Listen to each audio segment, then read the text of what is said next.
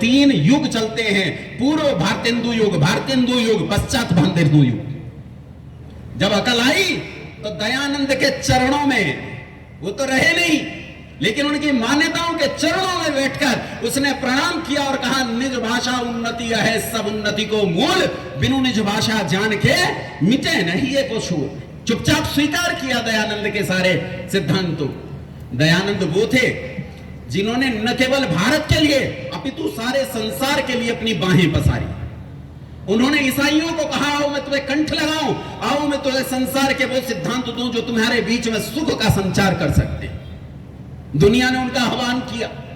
Colonel Olcott, madam बोलोवस्की और कई लोगों ने उन्हें विदेशों में बुलाया, लेकिन दयानंद तो दयानंद है। दयानंद कहता है, जब तक मेरी भूमि सिसकती है, जब तक मेरे लोग दुख में हैं, तब तक इन्हें दुख में सिसकता हुआ छोड़कर बाहर कैसे चला जाऊं?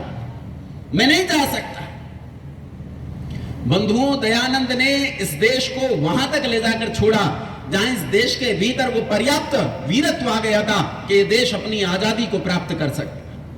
इस देश ने ऐसे डरपोक लोगों के हृदय में वीरता का संचार कर दिया जो अपने आप अपने डरे हुए मन और अपनी वीरत्व की उठती हुई भावना का वर्णन करते हैं। एक लड़का, 14-15 साल का लड़का, चोरी करने वाला, अश्लील नॉवेल पढ़ने वाला, सिगरेट पीने वाला लड़का अपने संबंध में पत्र लिखते हुए कहता है कि मैं बड़ा डरपोक था। अपने संबंध में लिख रहा है, मैं डरपोक था, अपनी छाया तक से डर जाता था। लेकिन यही लड़का फांसी के फंदे पर खड़ा होकर गाता है कि सरफरोशी की तमन्ना अब हमारे दिल में है, देखना है जोर कितना बाजुए का दिल में है, वक्त आने पर बता देंगे तुझे वो आसमां, हम अभी से क्या बताएं क्या हमारे दिल में है। ऐ शहीदे मुल्क व मिल्लत, मैं तेरे ऊपर निसार, अब तेरी हिम्मत का चर्चा गैर की महफिल में है, सरफरोशी की तमन्ना अब दिले बिस्मिल में है, देखना है जोर कितना बाजुए का दिल में है। बिस्मिल शायद वो पहला और आखिरी क्रांतिकारी है। देखो, आजकल मैं इतिहास पर बड़ा काम कर रहा हूं। कुछ इतिहासकारों ने स्पष्ट तौर पर यह वर्णन किया है कि बिस्मिल ने मरते समय अपने मुख पर वो काला कपड़ा नहीं ओढ़ा था। उन्होंने कहा, साहब प्रोटोकॉल है, सबको ओढ़ना पड़ता है, आपको भी ओढ़ना पड़ेगा। इसमें पुरुषोत्तम नागेशोक तक जैसे विद्वान हैं, कहते हैं आपको भी ओढ़ना पड़ेगा। बिस्मिल ने कहा, नहीं, ये मेरी आखिरी इच्छा समझ के तुम रहने दो, मैं नहीं ओढ़ूंगा। 6 दिन पहले मां आई थी, मां को देखकर आंख में आंसू आ गए थे, मां को गलतफहमी हो गई कि लड़का डर गया मृत्यु से, इसलिए मैं काला कपड़ा नहीं ओढ़ूंगा। जब फांसी की रस्सी खींचो उस समय मेरी आंखों को सावधानी पूर्वक देखना और मेरे मरने के बाद जाकर मेरी मां को बताना कि बिस्मिल मौत से नहीं डरा, मौत बिस्मिल को देखकर थर-थर कांप रही थी, थर-थर कांप रही थी। जो आदमी अपनी छाया से डर जाता था, उस व्यक्ति को इतना वीर बनाने वाला अगर संसार में कोई है तो वो नाम दयानंद के सिवाय दूसरा नहीं है बंधु। लेकिन दयानंद ने जिन चीजों पर काम किया था, आज वो चीजें फिर से अपना सिर उठाने लगी। आज वो चीजें फिर से इस देश के भीतर अपनी उन दुर्भावनाओं के साथ उठ रही हैं जो इस देश को फिर से बदनाम करना चाहती हैं, इस देश को बर्बाद कर देना चाहती हैं। सत्यार्थ प्रकाश की भूमिका में ऋषि दयानंद सरस्वती ने चार्वाक मत के विषय में लिखते हुए लिखा है कि यद्यपि यह मत क्षीणास्त सा है, कहा हालांकि यह मत मर गया, चार्वाक मत नास्तिकता मर गया है, तो भी इसके बारे में तर्क करना बेहद जरूरी है। क्यों जरूरी है मुझे समझ में नहीं आया। जो मत मर गया उसके बारे में क्या बात करनी, लेकिन दयानंद बात कर रहे।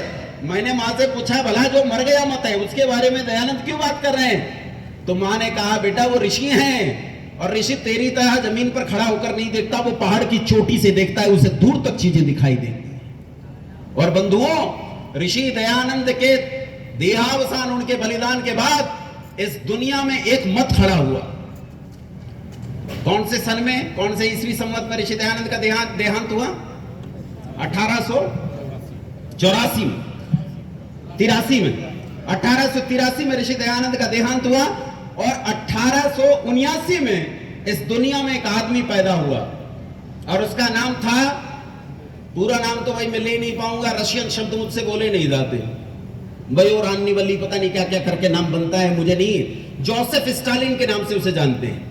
जोसेफ स्टालिन रूस का तानाशाह था और यहीं से वो मत जिसके बारे में दयानंद ने सत्यार्थ प्रकाश में स्पष्ट रूप में वर्णन किया चारवाक मत में, उस चारवाक मत ने जड़ें पकड़ी। चारवाक का यह मत अब नए नाम के साथ आया और इसका नाम था कम्युनिज्म। कम्युनिज्म पूरी दुनिया में फैल गया, पूरे यूरोप को कम्युनिज्म ने अपनी चपेट में लिया। एशिया भी कम्युनिज्म से अछूता नहीं रहा। चाइना, उत्तरी कोरिया, जापान, ये इधर का पूरा इलाका कम्युनिज्म की चपेट में आ गया। यहां तक के भारत में भी कम्युनिज्म की एक आंधी की लहर आई और इस देश में पर्याप्त मात्रा में लोग कम्युनिस्ट हुए।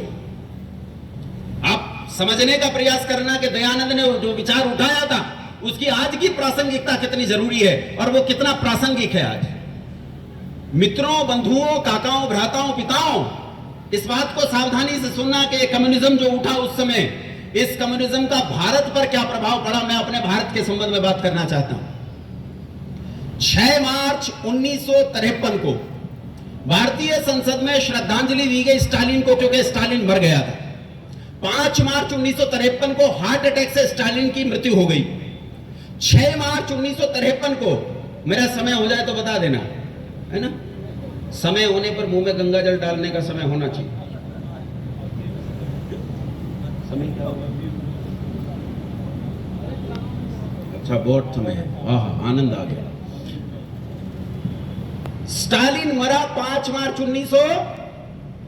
अरे भाई, इसे छात्रों को फेल कर दूंगा फिर मैं। अध्यापक के साथ ये समस्या होती है। 5 मार्च 1953 को, और इसकी श्रद्धांजलि सभा हुई कब? 6 मार्च 1953 को। कहां हुई? भारतीय संसद में। और भारतीय संसद में उस समय के प्रधानमंत्री, महान यशस्वी प्रधानमंत्री पंडित जवाहरलाल नेहरू, उन्होंने श्रद्धांजलि प्रस्तुत करते हुए कहा कि दुनिया में शांति के लिए अपना जीवन जिन्होंने दिया, उन कुछ लोगों में से एक स्टालिन थे।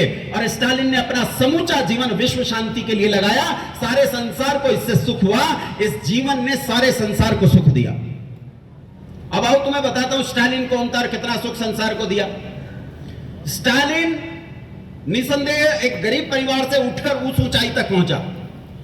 हालांकि स्टालिन एक मोची का लड़का था, लेकिन यह यहां से उठकर तानाशाह के उस पद तक पहुंचा। पर इस स्टालिन ने क्या किया, इस बात को समझने का प्रयास करना। सेकेंड वर्ल्ड वॉर जो इसी के समय में हुआ, हिटलर इसी का मित्र था। इसी के समय में जब यह सेकेंड वर्ल्ड वॉर हुआ तो उस सेकेंड वर्ल्ड वॉर में रशिया के 90 लाख सिपाही मारे गए। कितने 90 लाख। लेकिन आप आश्चर्य करोगे, जब रशिया की जमीन का अधिग्रहण किया स्टालिन ने, सरकारी तौर पर अधिग्रहण कर लिया, किसी किसान के पास कोई जमीन नहीं रहेगी। उस समय सारी जमीन उनसे छीन ली गई।